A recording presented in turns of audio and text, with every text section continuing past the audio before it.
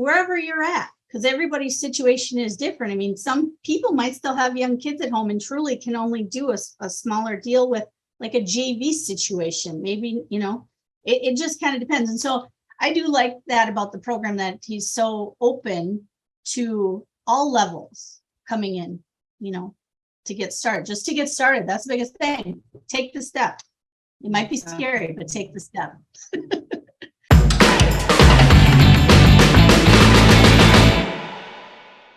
Welcome to this episode of the Success Journey of Real Estate Investors. Hi, my name is Brooke Ceballos Pinheiro. I'll be your host for today.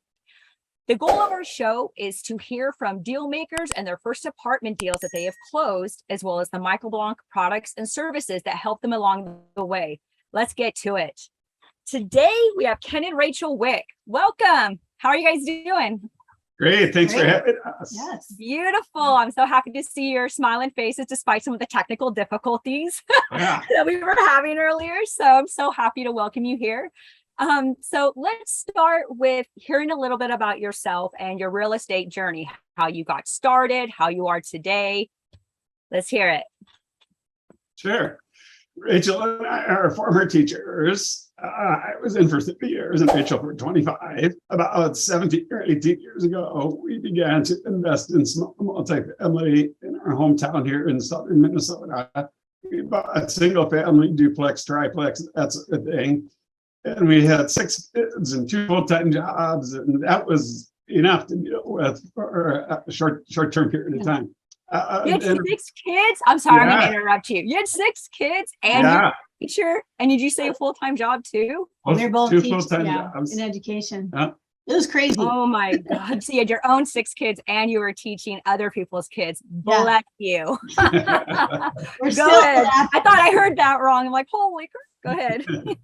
So the reason, but there's a deeper reason that we started investing in real estate, and that goes back to Rachel and her family. Yeah, my grandparents actually used to have a 4-plex out in Tustin, California, and they house hacked it. And I'm sure a lot of the listeners have, thought about doing that, or if not, they should. She ended up, her and my grandpa lived in one of the apartments, and my aunt lived in one of the other apartments, and my great grandma lived in the 3rd apartment, and then they rented out the last apartment to somebody. And after they sold that, they actually became the bank. So they did seller financing to the next owner. And after that, my grandmother was able to buy even more property in California. And as you know, everything just appreciated amazingly. And after she passed away, us 6 grandchildren actually got a good inheritance that allowed us to kind of all kick off real estate investing and purchasing our own first home, etc. So as teachers, we knew that real estate needed to become a part of our life in order to help provide for our family in the future, and leave something behind for our kids. Beautiful. I like that. He kept it all in the family, the 6 kids. I completely connect with that. I have 2 daughters. My husband has 2 daughters. And we're blessed because, I shouldn't say blessed, that's probably not a good word, because mine are with me 90% of the time, but the weekends I don't have them, so I can focus a lot on the real estate. And his kids are kind of, here once a month, give or take. So we have a little space. So that is for everybody who makes excuses, I don't have time, I don't have this. You have Ken and Rachel with 6 kids and their teachers, so they're taking care of your kids too. And it's admirable. So no excuses. That's what I took away from that. So how did you hear about Michael Blanc's programs? Once you got the inheritance, one, you're very smart to not just, hey, let's just go have a heyday with this money. You chose to invest this. And so what got you started on that journey? So during the time, I had exited education a couple of years before Rachel did. And I mentioned that we had a triplex. My full-time job became remodeling each of the apartments in the triplex in turn. So I would go over during the day and bring all my tools and get to play apartment remodeling guy, which was actually really fun. It was great because I got to learn a whole bunch of new skills and actually bought a few new tools, and it was very therapeutic. Rachel would come over after work on the weekends and she would help me, and she would put in out and she would hit her phone and put in her earphones and start listening to podcasts. Yeah, and kind of because across from the street from our triplex, there was this beautiful 8-unit apartment complex. And Ken and I would be like, man, if we could just own an Get that eightplex, woo, that would be amazing. It's so beautiful. And we thought, only really rich people can get that size of a property. We just didn't know. We did not know syndication existed. So all those hours and hours of I'm the painter and caulker, and I do a lot of that little stuff. I just started listening to more real estate podcasts, which is where Michael Blanc then comes into play. And we're also Christians and we love to give back through our properties. And so hearing his whole story, the beginning, the successes, the failures, kind of how it ebbed and flowed until he got to where he is today, and how faith played a part of that is it was just, I was absorbing. And I'm like, Ken, we could do this. We could actually, learn some of these techniques we didn't even know existed. And then kicked it off. Mm-hmm. And I'm glad that you brought that up because I remember, first of all, let me rewind for a second. So I have two questions. Well, one, I want to make a comment on the journey that I completely remember that story because it changed my perspective when I started this journey. When Michael Blanc he said, I thought I had control. I thought I had control of my life and this is what I wanted to do. And he had the pizza parlors and this and this. And he started to pray. He's like, I didn't consider myself a super religious man, but I was like, God, just give me some guidance and tell me what to do. And I believe it was in a dream or something. It said, create a blog or that inner voice that we all have that we don't always listen to. Right. And so that's huge because then I kept thinking, I go, that's me. I always think I have control. I have control of this. I have control of that. And when he said that, you really don't have control. God has a plan for everybody. So you just need to tell him, what's my soul contract? What's my purpose? Put it in his hands, listen and let it go. So I'm glad you brought that up because that's very memorable on Michael. First, another question. You had mentioned, you had the triplex, you were looking at duplexes, etc. From that experience to going to apartment buildings, how would you say that journey differs? You want to start? Yeah. So one of those God moments, I was working at the triplex. Rich was at work, and I heard this advertisement for take some training and learn how to do apartment investing. And I thought, well, that's kind of interesting. Maybe we should look into that. And from that point on, we started investigating what are some ways that we can learn how to invest in apartment complexes. And what are the types of things that you have to learn how to do? So we kind of, again, as many of your listeners have done, you start now jumping into YouTubes. You start looking at, you don't even know that underwriting exists. You start learning, okay, what do we need to do there?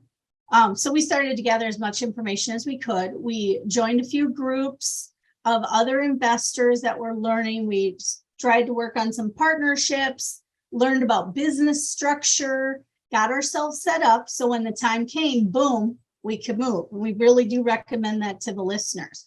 That's going to be an important piece to have ready to roll. We also started to line up people that might have like earnest money so we could, again, move quickly when the time came. We are in Minnesota and we ended up partnering with a couple of gentlemen out in Las Vegas to kick off our like GP type of journey. They were probably a year or two ahead of us in experience.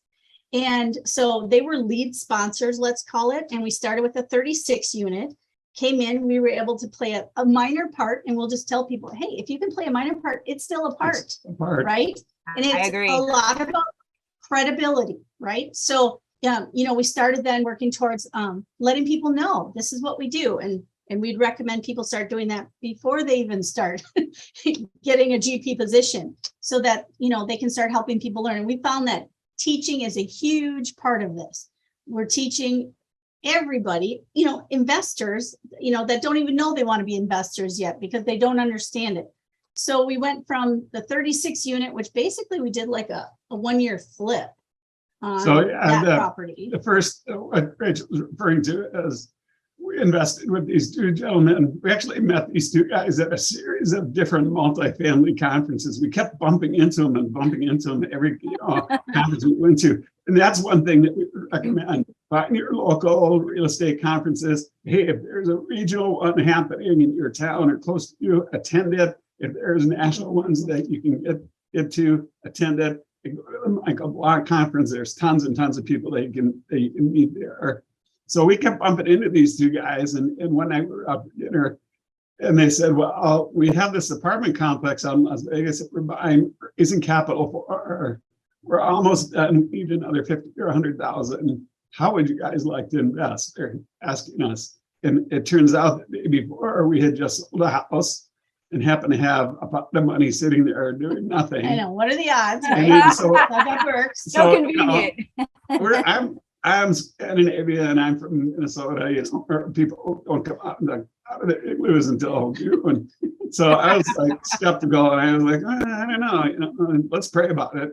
And so we prayed about it, and we had another conversation with one of the partners, and he starts quoting scripture to us.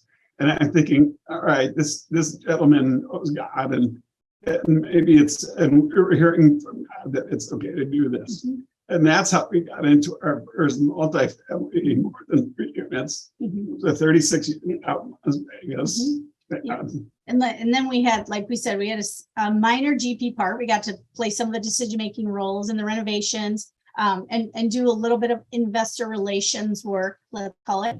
And then our partners who live in Henderson, right by Las Vegas, started just picking up a lot of like 22 units here, 24 units, another 30, all in the same 2 blocks, kind of going mom pop, just picking them off one after another. And so we kind of continued to grow that way. So kind of riding on a little bit of their experience. Then we're like, okay, it's time. It's time for us to go for lead sponsorship. And we decided about 3 hours away from us, we'd been down to a submarket of Des Moines, Iowa, called Ankeny. And it had been exploding when we looked at it about 2 years prior.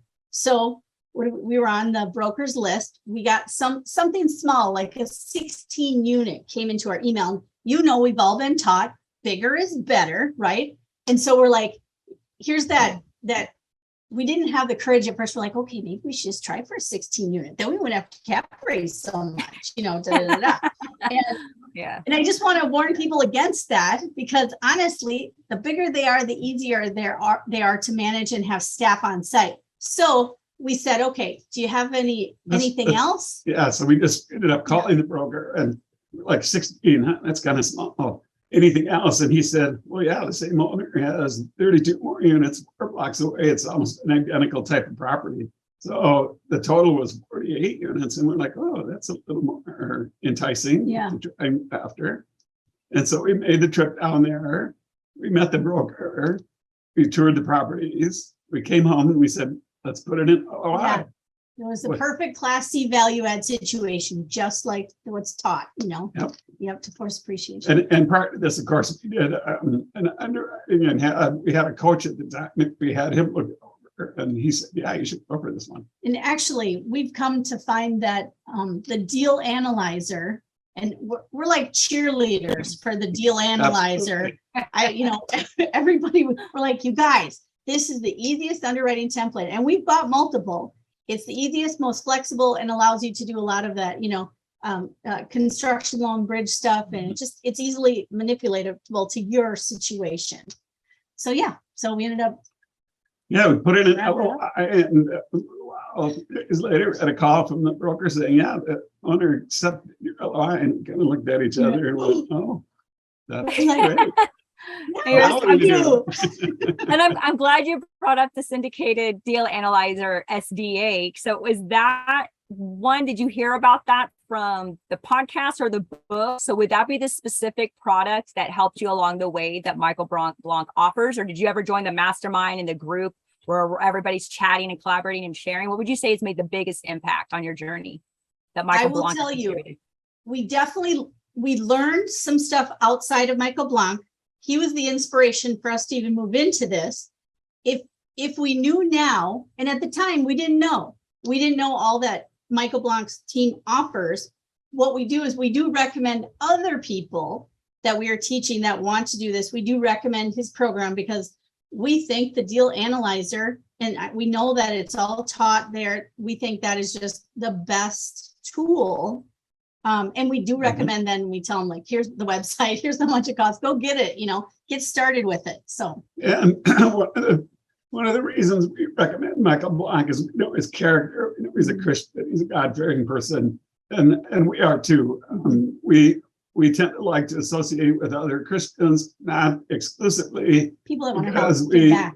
part of our mission as Christians, of course, is to spread the gospel to those who haven't heard it. So we work with all kinds of people, but we believe there's integrity in Michael Blank and his product, and that's why I recommend it. And one of the other reasons that we recommend his too is he's not like, oh, go out and get a 200 unit off the bat. He's like, wherever you're at, because everybody's situation is different. I mean, some people might still have young kids at home and truly can only do a smaller deal with like a JV situation. Maybe, it just kind of depends. And so I do like that about the program, that he's so open to all levels coming in, to get started. Just to get started, that's the biggest thing. Take the step. It might be scary, but take the step.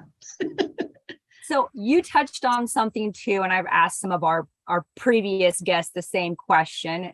And you had mentioned, which is extremely important to me too, credibility, honesty, character. So that being said, most of us can't do this alone.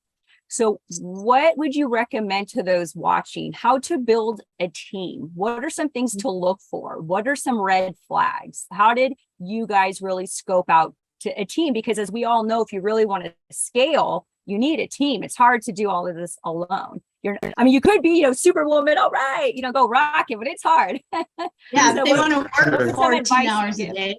What's that? They could do it. If they want to work 14 hours, 16 hours a day, they could do it, but we're going to recommend a team. Crazy. Yes. Like Rachel mentioned, in our journey, we happen to be fortunate enough to come under the wing of a couple of guys out in Las Vegas who help teach us the ropes. And now we're kind of turning around and doing that back to other folks that are interested in some investments that we're looking at. But you do have to have people on your team. You do have to have somebody on your team who can find deals, who likes to talk to brokers.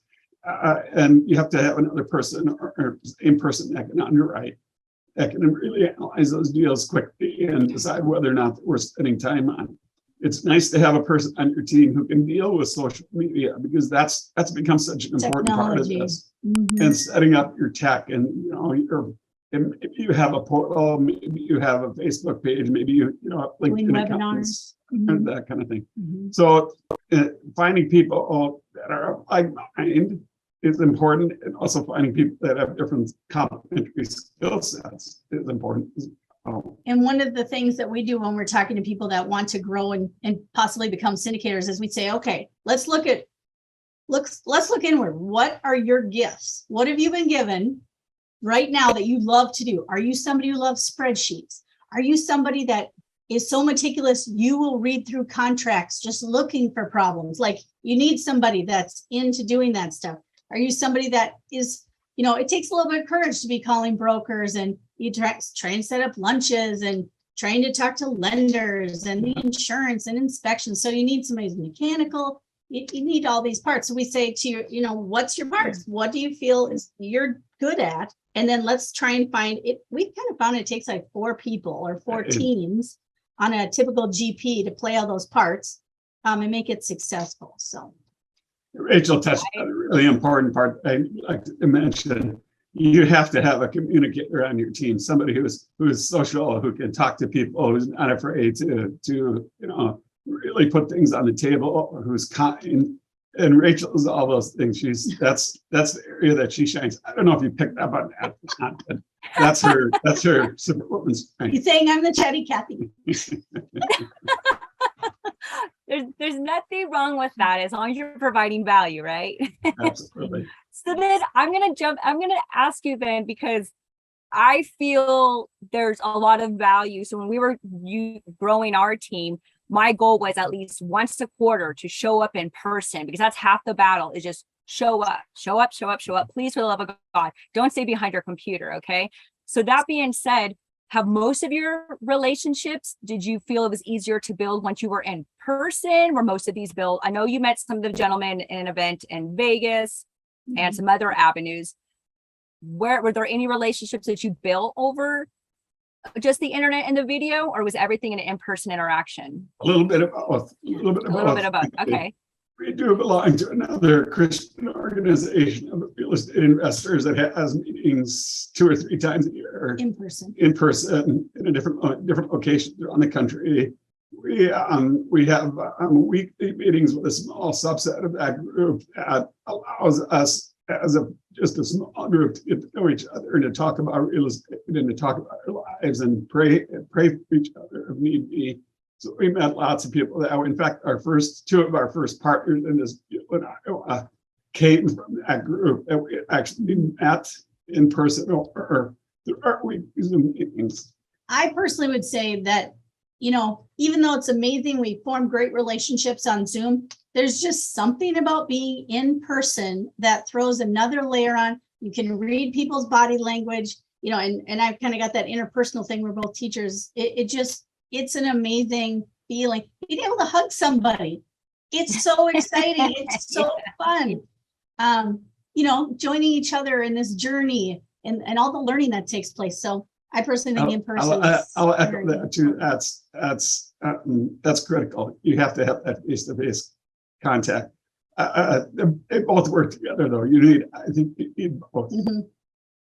Thank you for that. Because I have so many people that are just like, they're struggling to progress, but they're never in person. I go, I know it costs money but you're investing in yourself. And I think it was Alex Hermosi, who I love, that made this comment is, stop investing in the S&P and invest in the SME. Like I've said that, and I've said that to a few people, but it really resonated with me. He was speaking on a virtual platform for Tony Robbins, and I was listening to him. I was like, he has a cool YouTube channel. If you know who he is, he's just super cool. And then there was a couple questions. I'm trying to keep an eye on the clock and be respectful of your time simultaneously while, getting all these questions out for you.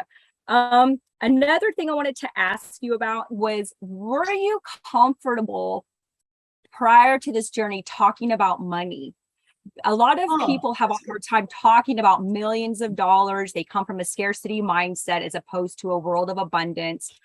If so, how did you overcome that? And if not, how are you already comfortable speaking about these large amounts of money? Okay, so one thing, as teachers, and you can tell how somebody feels, what makes them kind of cringe a little. We definitely found that we got open with our financial situation.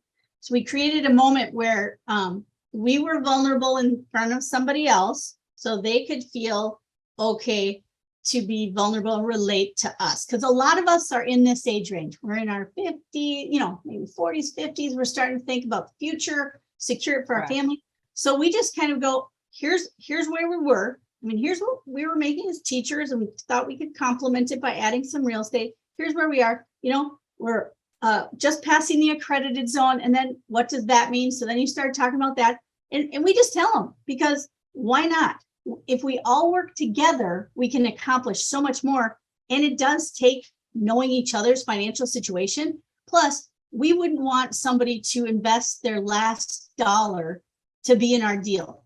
We want to make sure they are fine. We've had to tell some people in a very nice way, this probably isn't the safest thing right now for you to do for your situation. How about let's check back in like 2 years, or let's find a different way you could come in on a smaller type of situation. So it's been, just in a non-judgmental, because everybody's at a different place. And if we find somebody's at a place that, definitely has no finances, we start teaching them creative, how to go get their own house hack with no money out of pocket.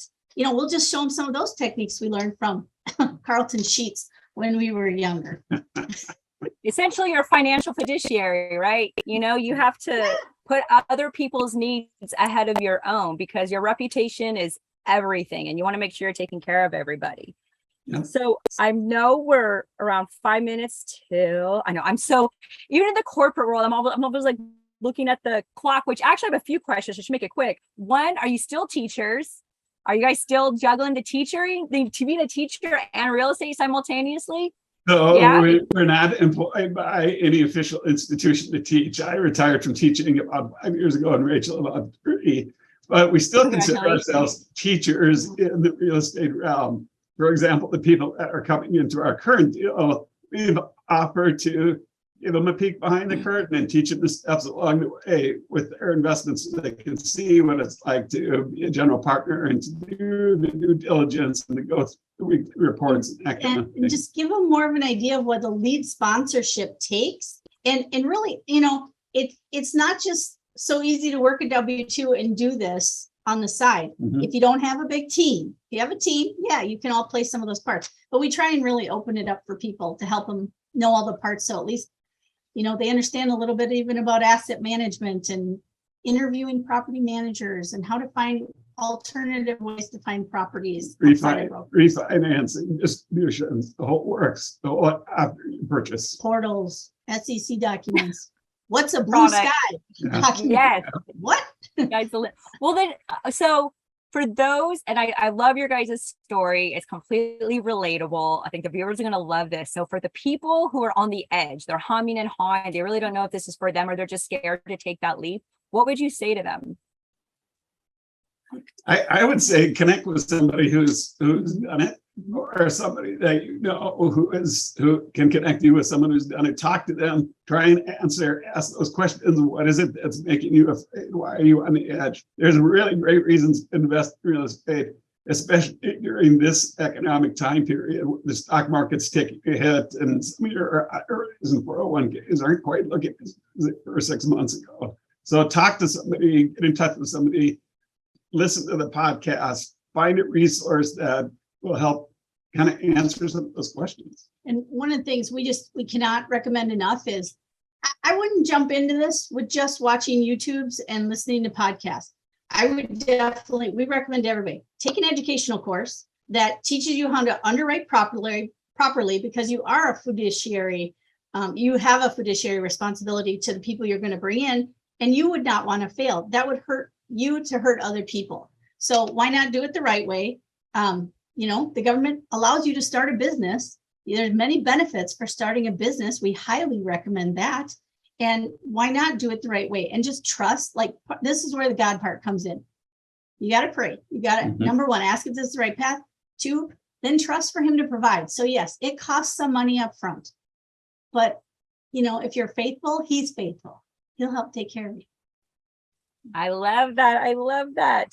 So I'm going to leave with one more question. And then I actually there was a verse that was in the Bible that it's kind of been guiding, because I grew up going to church, miraculous Monday, terrific Tuesday, wonderful Wednesday, fantastic Friday. I used to joke around with my mom. I swear church, mom, is a daycare for you. Okay. But church camp, went to Camp Bradley, the whole 9 yards. So I'll end with that, but I also want to ask you, and I ask everybody this, what is a word or phrase that describes your real estate journey today and for the future? Putting me on the spot. So everybody kind of go, oh, dang, Brooke. So for me, it would be, it's a journey of faith. Yeah, and that's exactly what I was going to say. And don't think you can't. Yeah. I can. Yeah. It's bigger than you are. You're never going to think you can do as much as he can do in your life. So if you put others first, if you're a servant to others, you'll be fine. Have courage. I love that. Have servant leadership. So on that note, the verse that I've and I should have it memorized by now, but sometimes you get in front of people and you forget everything. So it's Proverbs 16:3. I'm not sure if you guys are familiar with that. Commit your work to the Lord and your plans will be established. So I think, right. And that really has that way, and after Michael Blanc told his story, then I started including that in my prayers, because I pray every night, every morning, I'm writing down my goals, I'm doing my stuff, trying to keep myself on track, but I feel like I pray for others. I don't really pray for myself. I'm like, you know what? I need to add keep me on track. Like, give me a visual. Is this the right thing that's going on? And this. And what's crazy? And I haven't even told this to Rob Penn, who is the content gentleman who reached out to me to do this. Within a few days, he reached out to me through the Dealmaker Mastermind. He's like, Brooke, I want to know if you're interested in doing our success stories for Michael Blanc, and I kept asking for signs, because I'm in the corporate world and I'm doing this on the side as well. I go, give me a sign that I'm on the right track, God, even Michael Blanc had to pray and you told him to do a blog. What do you want me to do? And then a few days later, Rob reaches out. It's like, oh my God. Yeah. That's awesome. That is awesome. That's really cool. But yeah, so I know it's 12:30. Is there any final thoughts or anything else that you want to leave us with today? You go first. I would just say that number one, get educated, that we can't express that enough, and don't stop. Like, don't think once you have one, you're done. I mean, it's a constant process. And then two, go before the Lord every morning, ask him, what can I do? Like for us, he said, give it away. That's what he told us, give it away. And we knew that we're just supposed to help people be whatever they want to be within real estate, and somehow, some way. And as we build community within the complexes, we know he's taking care of us. He'll keep bringing us opportunities because we're just following what he says. I mean, it's that simple, literally. Yeah, and I just add to that, that is a huge component of what we do. We have a give back process to tithe monies that we earn from our properties back into the communities that the properties are located in. And personally, Rachel and I, with our local doors here in Minnesota, we sponsor one child for every door that we have locally here, plus one extra door, in faith that God would continue to provide us opportunities to continue to give back to people in our communities. Yep. And it's amazing. He's And faithful. Here we are. and We're on that's our a- fifth syndication. I think that's a critical component. Yeah. You go to real estate conferences, all kinds of people who are about themselves, but a sweet thing that we have run into with many other people is those who love to give back, and that's what we love to do. Mm-hmm. Serve the world and the world will serve you, right? It comes full circle. They work with those that they know, like, and trust. And you guys are so awesome. Like, I really love your story, and every person I talk to, you were the first couple, by the way. So very cool. Power couple. Oh, So you'll stand out for that's sure. surprising. I know. We'll see. And that was another question. Do you guys have a few more minutes? Yeah, If I sure. ask you one more question, okay, cool. Absolutely. And I know they'll edit it because I know they like it under like 25, 35. sure. So being a couple, how is the dynamic when you're in this field? And we know there's usually like, how does that dynamic work where support is concerned? How important to you is it to have your partner on the right page? And how did you get there together on this journey? So that is a learning process, and coming from I was in two different schools where we were each doing our own thing, and then coming together in the same office. We had to learn how to work together, and it's an ongoing process. But we each have a heart of Jesus, and we can overcome the difficulties that couples typically have when they try to get into this situation. And we have complementary skill sets. So each of us kind of takes certain things that we do best, and we sort of own them. We always bounce things off one another. We share ideas, which we hear, how do we tackle this issue, which properties should we look at. But to answer it in a nutshell, give it some time, pray together, not just as a couple, a married couple, but we pray in our business together. We pray right across the whole peninsula here when we have an issue. We pray for the people we talk to. Right. I mean, everybody's going through something, Yeah, don't you think that we have created some, what do you call it, like daily things that we can do to help each other, stave off anxiety? I probably get the most worried about things. Are we getting it done in time, And so we have a morning meeting, even though we just sit right across the table. We have a morning Get meeting. your coffee. It's huge. Me and my Right. husband do that. Just a conversation with coffee and connect. And we both have like a notebook paper, and we make a list of the things we're going to attempt to accomplish that day, and the things that we know we prioritize. And then if we ever get to a point where we do have kind of conflict, we take a moment and we're just like, we chill out for a second, or we'll leave. And what's so funny is we'll just stop. We'll be like, we need to go out and play cards. And then we'll like flip from like business side to just be back to a normal couple and not talk about real estate. And we can do that somehow, you know, because we're partners in this room, but we're also a married couple that love each other very much and we get along very well and we have fun together. So we kind of sometimes switch hats. Yeah. I love it. You guys are awesome. So I'm not gonna hold you hostage any longer, but I appreciate your guys' time. You know, I think I would talk to you guys for even much longer in my selfish ways, but it's okay. Thank you for coming to see me. And I will get this over to Michael's team. And I can't wait for them to see this. I think the viewers, especially once they're coupled up, the dynamic, phenomenal. Yeah. So motivational. Very fun. Thank you. Oh, thank you. Rachel. Thank you, Brooke, for having us on. And we really appreciate it. Nice to And meet you. thanks to the organization for inviting us. To the interview. Of Totally course. appreciate it. Stay blessed. I appreciate you You guys. too. You too. Take Have a good care. day. Bye. Bye.